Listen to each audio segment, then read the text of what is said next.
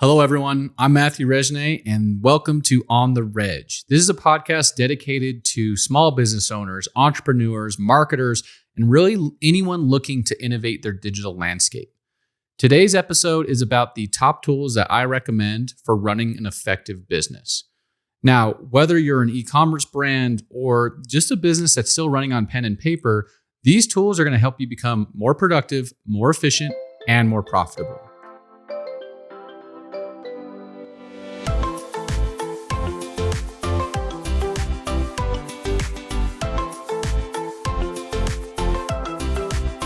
So first things first, the number one tool that I recommend at the top of my list is a task management software. The one that we use is ClickUp. I cannot talk highly enough about this platform. We use it every single day. It is our primary source of truth. And it takes a lot of additional things like wikis, task management, revenue tracking, and it bundles them all into one place. So with the task management software, one of the biggest things that it replaced for me was spreadsheets and sticky notes.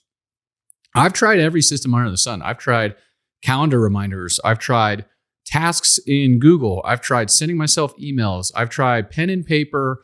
You name it, I've tried it. And what I found is that all these different tools either are clunky, something inevitably gets lost, or they're just not scalable when you start working with a team. So utilizing a task management platform like ClickUp is the number one tool that I would recommend any business use. It doesn't matter whether you're a home service business, an e-commerce business, a marketing agency. You can take platforms like this and you can customize them so that they fit the needs of your business. The majority of the time we're using ClickUp for internal operations, client work, what have you. But on top of that, you can use it for scheduling your social media posts. You can use it for planning your next event. You could use it for creating company templates for the types of tasks or the work that you're doing. And the biggest thing is your processes are how your customers are going to view you, right? If you don't have processes, your business will inevitably fail. But if you have strong processes, this will dictate your company's workflow. And if you standardize them to be more effective, then you're going to be more successful. The next tool is going to be a little bit more controversial, and that is I recommend Google Workspace. There are a lot of Microsoft advocates out there. I understand that from an IT perspective, it is a lot more robust. There's a lot more capabilities in terms of endpoint management and device management and stuff like that. But the thing is, in terms of the majority of the people that I work with, all of that stuff can end up being overkill, and it can create barriers for not only your internal employees, but for potential customers in reaching you. So Google Workspace is a phenomenal platform, in my opinion, because one, it provides a breadth of different services and tools that you can use. Two, it's incredibly easy to set up, even for a novice or beginner. And three, it helps put your company in a standardized way on the map with tools that you're going to use that work in the cloud. So what are the main tools that we use from Google Workspace? Well, one, Gmail. Gmail is a great platform in terms of being able to categorize your inbox, standardize your email signature, show up in people's inboxes with an actual icon for your face rather than just a letter. This makes you look more professional and it keeps more organized. The second thing are Google Docs and Google Sheets. They are multi-purpose, right? You can use Microsoft Docs, Microsoft Word, or Excel and import them into Google Docs. They can live in the cloud. And the live collaboration, even with guests, is so much better than you find on other platforms. That is one of the best ways to collaborate is Google Docs. Hands down, you can add comments, you can add markup, you have change and version history.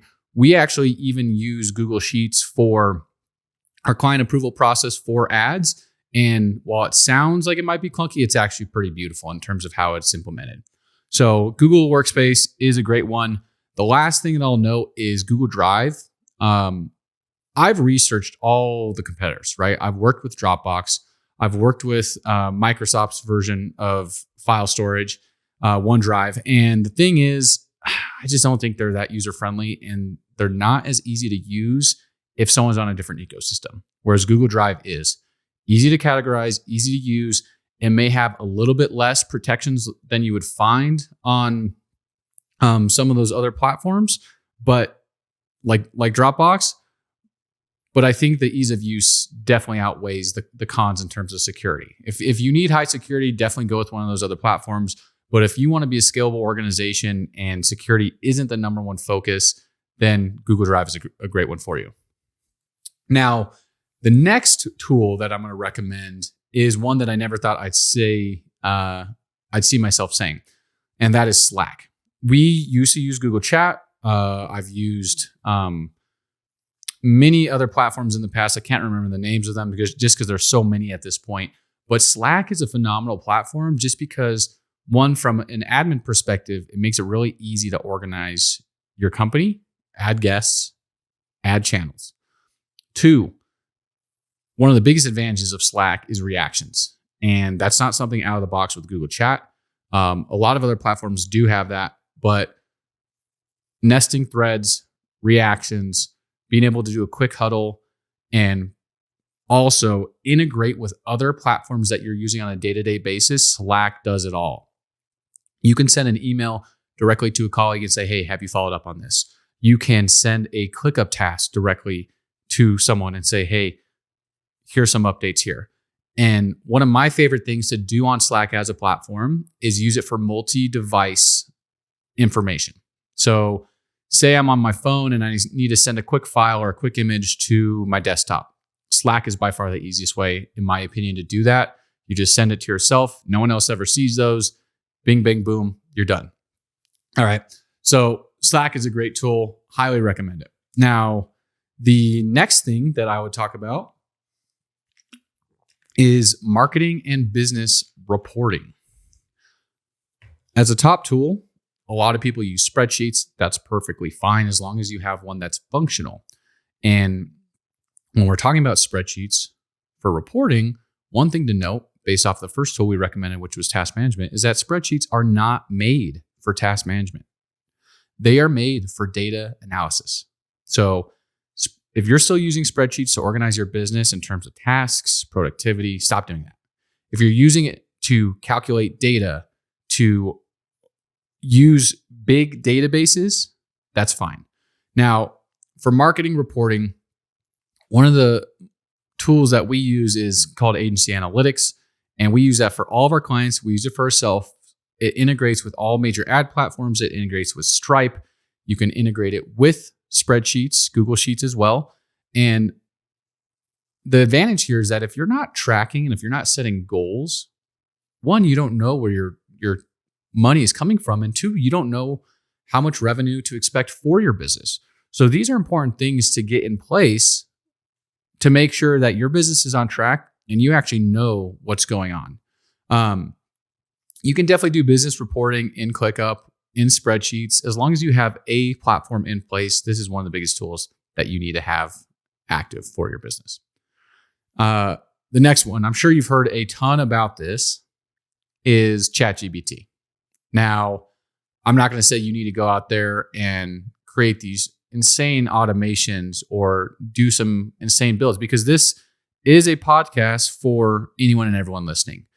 One of the beauties of ChatGPT is it can answer quick questions for you that sometimes previously used to take 10, 15, 20 minutes of research to find the answer to.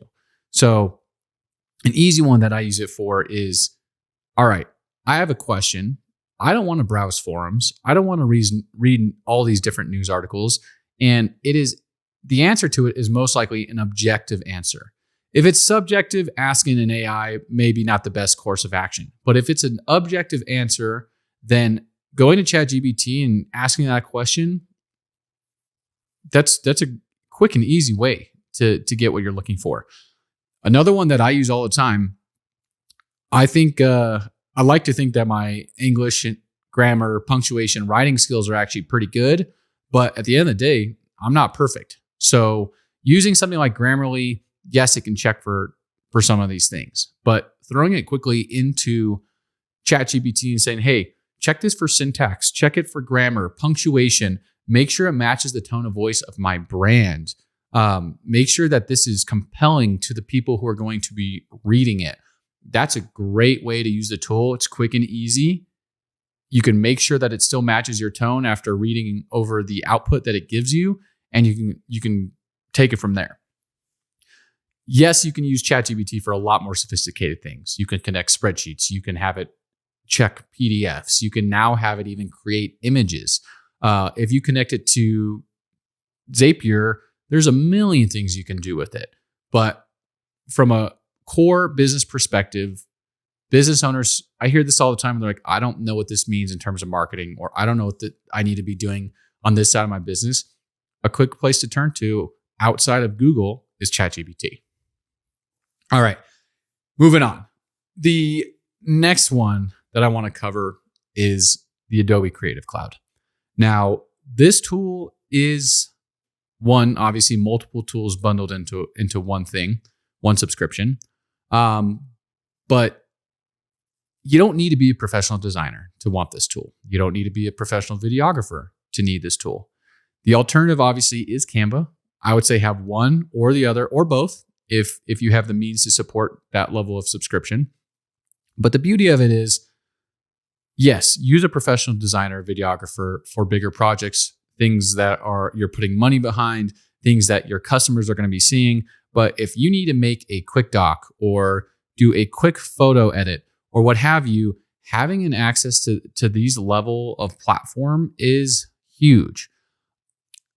When you take into account Adobe's generative fill or Canva's AI magic edit, you're now taking a lot of the sophistication and the technical knowledge that you used to need to use and know, and you're replacing it with sophisticated algorithms and artificial intelligence that makes a standard user a power user in individual use cases. Does that mean you're going to be great at design if you don't have the eye for creativity? No, it's not. But if you have a use case like, hey, I need to remove this, or I need to add this, or I need some inspiration here, utilizing these tools and the new AI features involved in them is going to make your business and your life a whole lot easier. All right. Now, last but not least, the number one tool to use for your business is a mobile-first website. If you don't have a website, your business is not on the map. And whether you get all your business from referrals and word of mouth, you still need a website because this is a free salesperson for you. The amount of time it actually takes to get one up and running and put down what you're trying to convey to your potential customers is so minimal in terms of the reward it can bring by having it out there. Now, mobile first is the name of the game. Everyone's on their phones these days. Google just recently switched to mobile first indexing for its web crawlers. And you need to make sure that your website is accessible for people on the go. So if you don't have a mobile first website, that is definitely one that you want to pay attention to. Just an immense amount of rewards from that. So I hope all of these things were helpful for you. Obviously, if you have any questions, let me know in the comments or reach out.